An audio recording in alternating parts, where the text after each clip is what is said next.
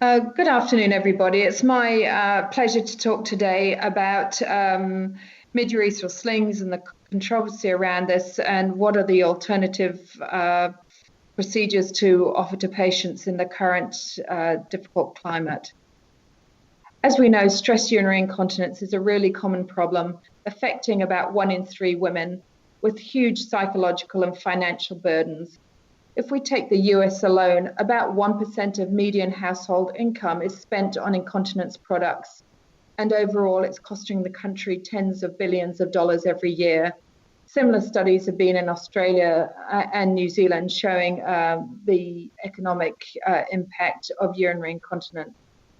And we've all met women, and I know, understand well what a burden this disease has. Women should always be offered conservative therapies before ever coming along for a surgical procedure. And these may involve lifestyle changes and weight loss. As we've noted in my previous talk on obesity, weight loss does have a significant improvement in stress incontinence symptoms. Women should be offered expert physiotherapy. And for those who don't wish to choose those, there'll be containment devices, pessaries, continence devices that are available as well. But some women want and need surgery for urinary incontinence. Now, I want to take us back in time to when I was a trainee back in the 1990s. One of my aims at that time was to learn to do something called a birch copper suspension. This was an open procedure, and I'll describe it a little more later on in my talk. But it was really the main procedure that we had available to treat women with urinary incontinence. In the late 90s, however, the mid-urethral sling came along and very rapidly took over from the birch copper suspension as the main surgery for urinary incontinence. If we look at the red line in this graph, this shows the rapid rise of sling procedures between 2000 and 2009, and a rapid decline in birch copper suspensions, along with the other native tissue slings and collagen injections and so on. Along with that increase, there was also an increase in the total number of urinary incontinence cases that were performed, because this was accessible surgery that allowed women who'd previously been unable or unfit for surgery to go ahead. This is something taken out of the Scottish Inquiry, again showing a similar pattern. The top line shows open or birch copper suspension procedures. And in the late 90s, this was really the major surgery that was performed, with a scattering of bulking agent injections, and I think only 29 of the fascial type slings. But if you move forward 10 years, there was only one birch copper suspension performed in Scotland. And if you look to the bottom 3 lines, what you found was that mid-urethral slings completely took over really the surgical management of urinary incontinence in Scotland. With this change has been a change in the skill set of surgeons. I'm probably at 55 the last group of surgeons that were trained to perform a birch copper suspension. And so we now have 4 generations of surgeons to whom these surgeries are a mystery and not in their skill set, and older surgeons who are certainly rusty at best in performing these procedures. So why was there a demise, such a rapid demise in these traditional surgeries? Well, the fascial sling, or native tissue sling, involves harvesting a strip of the fascia overlying the rectus or six-pack muscles, or fascia lata, which is fascia harvested from the thigh. It involves a general anesthetic, an incision, removal of tissue, and then quite a painful and difficult recovery following that surgery, with significant time off work. It's also associated with complications of urinary obstruction, and need to self-catheterize in up to 20% of women up to the 8-week mark. So it's not something that was done lightly or widely ever. This is an image of the birch copper suspension showing the pubic bone at the front with the bladder sitting inferiorly. The birch copper suspension was the surgery of the day, first invented in 1963. It's either done laparoscopically or as an open procedure and involves pushing the bladder away from the pubic bone and then placing stitches in the neck of the bladder and attaching them to the periosteum of the or ligaments of the pelvic side wall. Again, quite a difficult, quite a bloody procedure, a very skilled procedure to perform, and not a procedure to be done lightly in the elderly or obese patients. And a lot of surgeons were very happy to be moving away from this. So with the advent of the mid-urethral sling, as I say, there was a rapid uptake, and in fact 3.6 million slings were sold between 2005 and 2013. It became the commonest procedure for stress urinary incontinence, and when the American Urogyney Society members were questioned, 99% of them used the mid-urethral sling as a first-line surgical treatment. Internationally, the International Urogyney Association also questioned its members 2 years ago, and 98% of them said that they used their mid-urethral sling as a first-line surgical treatment. It has an equivalent 70 to 90% success rate, which is the same as that for the traditional surgeries, but low complication rates in terms of bleeding and recovery times and so on. It is also the most studied and widely used treatment for urinary incontinence, with more than 2,000 papers published. The first sling that was delivered to the market was the retropubic mid-urethral sling. A small stab incision was made under the mid-urethra with 2 tiny incisions above the pubic bone, and the tape was slipped in between the bladder and the pubic bone. But following that, there were some rapid iterations made. One of them was the transobturator sling, and I think in many ways this has come back to bite us. The transobturator sling involved making 2 little cuts in the groin crease and then a cut under the mid-urethra, and then a rather more horizontal passage of the sling. However, this, if not placed correctly, can result in significant and chronic pain for women due to rubbing along the adductor longus tendon. And it's a very difficult sling to remove, requires relatively expensive and complex surgery, and is now in many international situations not the recommended first-line sling. The other sling that was also developed is a mini sling, where you make a single incision underneath the mid-urethra, and the sling is then anchored within the body rather than having tails that come out through exit points. Well, along with the mid-urethral slings, there was also the rapid development of a number of different iterations of mesh for prolapse surgery. And this is really where we've begun to come unstuck. There's a system called 510K, where if one sling type looks pretty much like another, or one mesh type looks pretty much like another, you can bring it to market without doing any pre-market testing on it.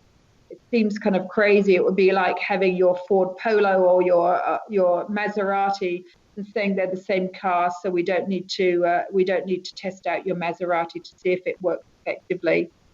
Well, the result of this was women were coming forward with problems with mesh contracture, mesh exposure, with pain, and there was a warning put out by the FDA in 2008 and a further study put out in 2011.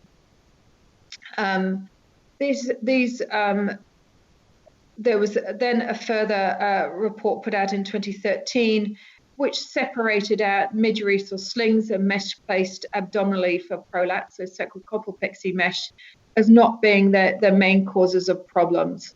And that they showed that the efficacy of these was well established in clinical trials, but the duration of those trials was relatively short, a follow-up to about 1 year. In 2016, I beg your pardon, the mesh placed for prolapse surgery and mini slings was upgraded to a class 3 device. So this is an equivalent to other high-risk things such as drugs. So there was a huge amount of anxiety and upset amongst women. A lot of women had suffered negative problems with mesh.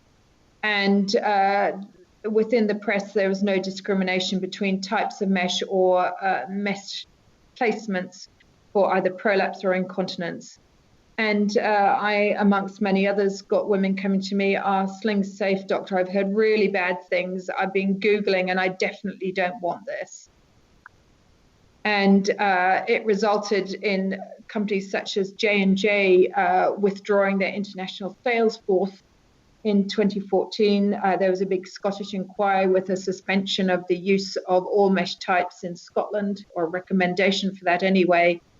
And many litigations set up worldwide. In the US alone, 100,000 people came along for multi-district litigation.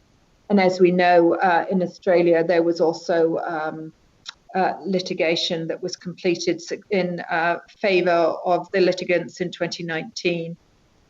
In 2017, the TGA in Australia gave notice that single incision slings were to be taken off the market. They were going to be subject to 522 studies. And in 2018, the UK became the only country or countries in the world to suspend, but not, they haven't banned, they've just suspended the use of all midurethral slings and vaginal meshes until the outcomes of some criteria are met. So how has this impacted on treatment for women? Well, this was a very nice study done by Jenny King and looked at the number of stress incontinence surgeries done per 100,000 over 1995 to the 2014 period. And what we found, as with the other studies, was there was a very rapid demise of the traditional surgeries, a rapid rise of midurethral sling surgeries, an increase in overall number of surgeries done for women. So more women were able to access incontinence treatment. But if we look at the impact of the FDA statement in 2011, there was a decline in surgical numbers performed, and that decline has unfortunately continued. The midurethral sling gave an opportunity for women of all ages to be able to undertake surgery because of its simplicity and safety. But again, the impact of litigation and press and pressure groups has actually resulted in the number of women under those of the age of 65 having coming forward for urinary incontinence operations decline, and in fact it's declined to levels below those in the 1990s. In England, this is the total number of incontinence procedures between 2000 and 2017. And again, we saw that peak, if you like, in the heyday, the pre-2008 FDA report, and then a decline in numbers. And this number has actually fallen off the cliff now. And the number of women coming forward for surgery has declined massively since the suspension of operations in 2018. And this is also because there are simply no surgeons skilled to do the older surgical procedures. They're rapidly training them now. So just to summarize what's available in Australia and New Zealand at the current time, yes, we still use midurethral slings for urinary incontinence and abdominal mesh for prolapse. But we are not allowed to use a mesh placed vaginally for prolapse. We're not allowed to use the mini slings. And there's certainly recommendations around that a retropubic sling should perhaps be the first line treatment because of the risk of groin pain, which is very difficult to treat. I know that this is a contentious issue amongst some surgeons in Australia and New Zealand. There are also credentialing guidelines that have been brought in for surgeons, those who are able to perform these specialized procedures.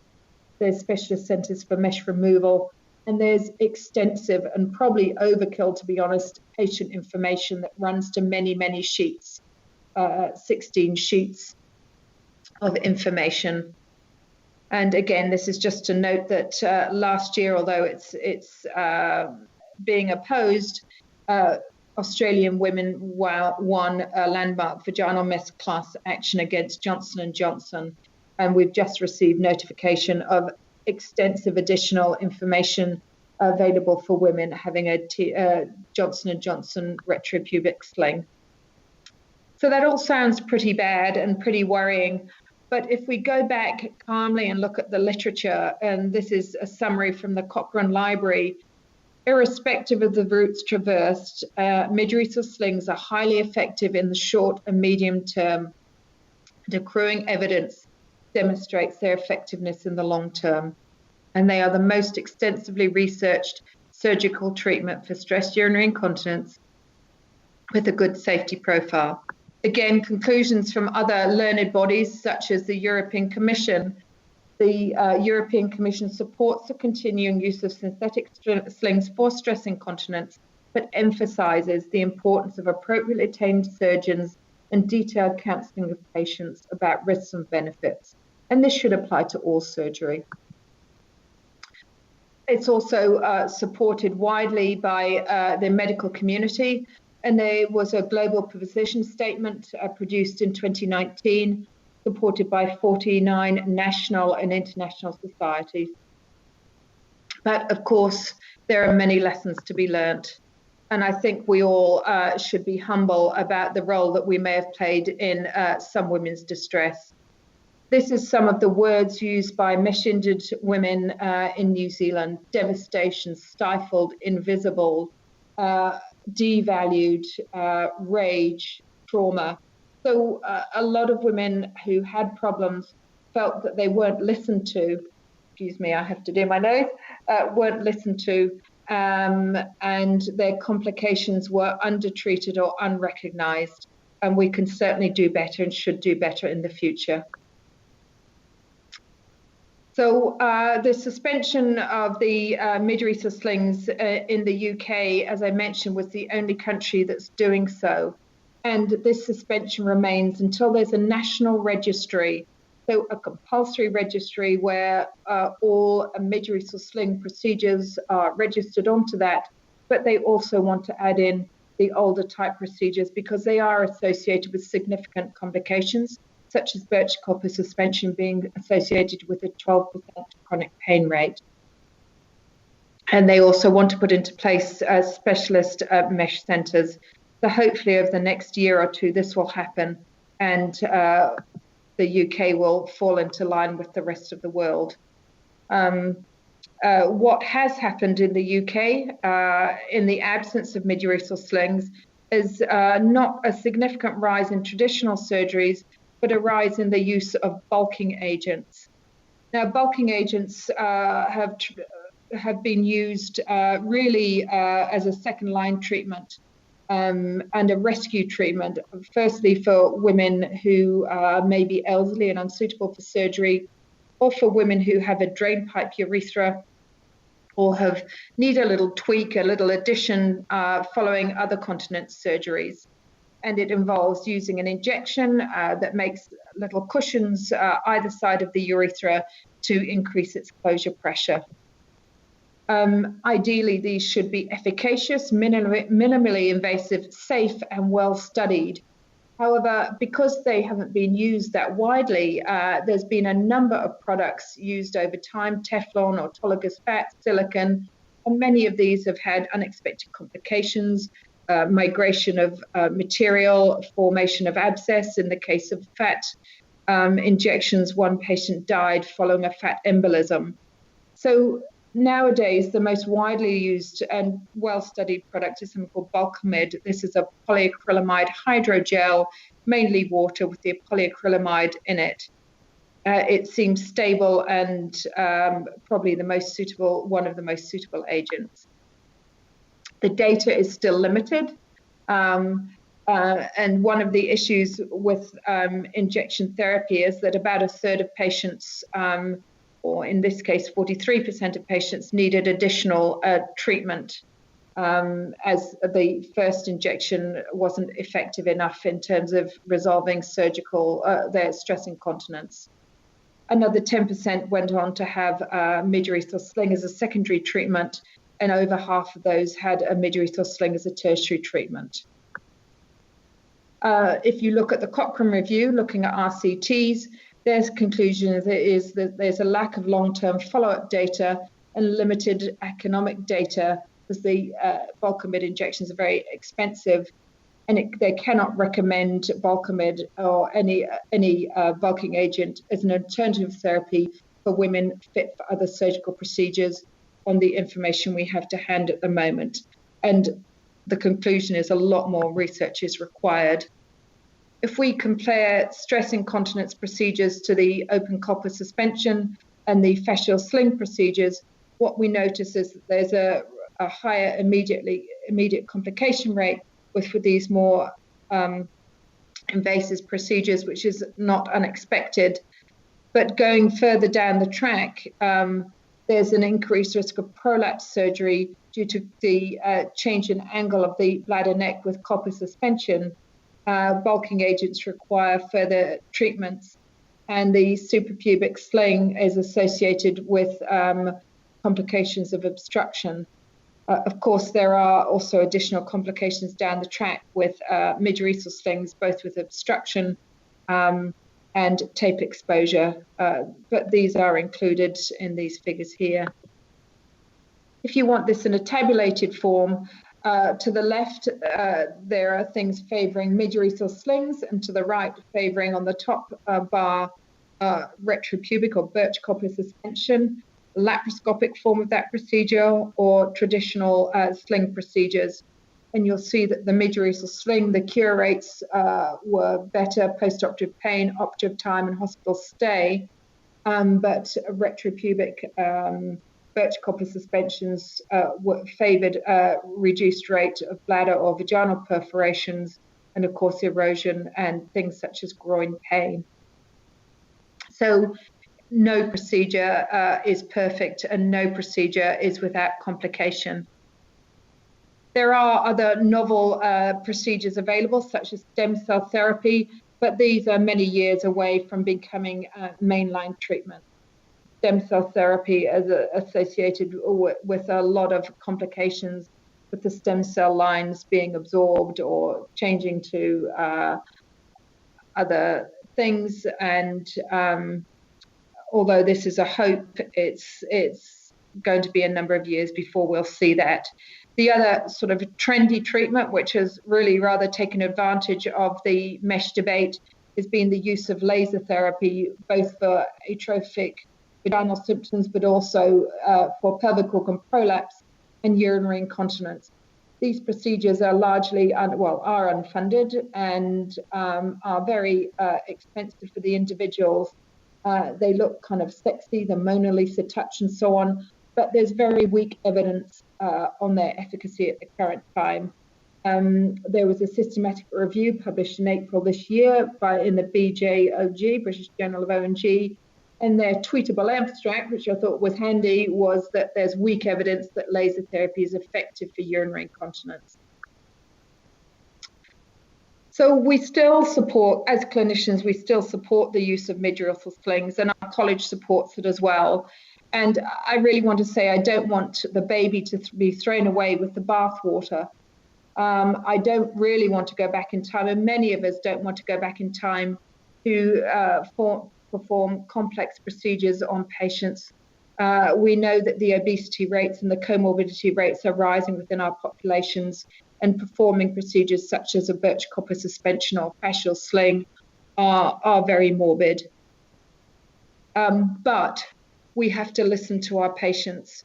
We have to ascertain the expectations of our patients. We absolutely need to fully inform and educate our patients and provide them with choice. And we need to explain in an honest and transparent way the options for surgery and why one surgery or another may have benefits or not for that particular patient. We need to train our surgeons effectively, and we must collect data not only on implantable procedures, but on the traditional procedures, so that we can advise our patients in a transparent way about our own data and our collective data.